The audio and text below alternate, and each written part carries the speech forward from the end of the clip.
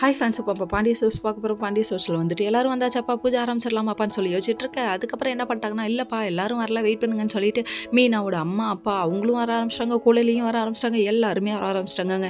அதுக்கப்புறம் எங்கப்பா பாண்டியன் வரலையான்னு சொல்லிட்டு பல்ல போட்டு பேசுகிறாங்க. டேய் அப்பா, பாண்டியனை பற்றியெல்லாம் பேசக்கூடாது, நீங்கள் பாண்டியனா கொக்கான்னு அவர் தனியாக தான் வந்து நிற்பார், நீங்கள்லாம் வெறும் மக்கா தாண்டா இருக்க போகிறீங்கன்ற மாதிரி ரியாக்ஷன் வேறு மாதிரி இருக்குது.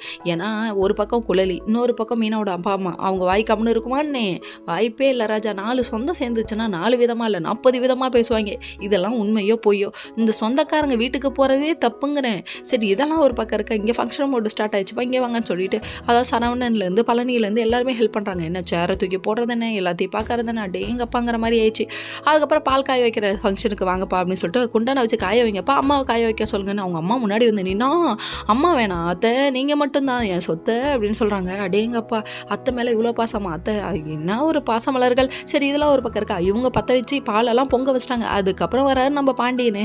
இவர் தனியாக அலப்பறதாங்க, தலைவர் அலப்பற கிளப்புறன்னு வந்து நின்று உட்காந்துக்கிட்டு அப்படின்ட்டு மீனா அந்த பணத்தை கொஞ்சம் வச்சுக்கோன்னு சொல்லிட்டாங்க. அப்பா அம்மா முன்னாடி சும்மா கெத்தாக கொடுத்தாருங்க.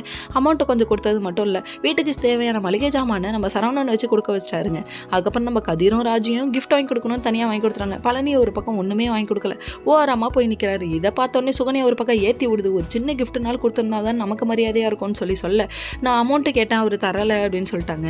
இப்போ தெரியுதா, இதுக்கு தான் நம்ம தனியாக போகணும்னு நான் சொல்கிறேன்னு சொல்லிட்டு இதுதான் சான்ஸ்னு ஏற்றி விடுதாமா. நம்ம தங்க மயிலும் பிட்டு போடுது, ஒன்றும் அமையல. ஓகே ஃப்ரெண்ட்ஸ், நெக்ஸ்ட் வீடியோவில்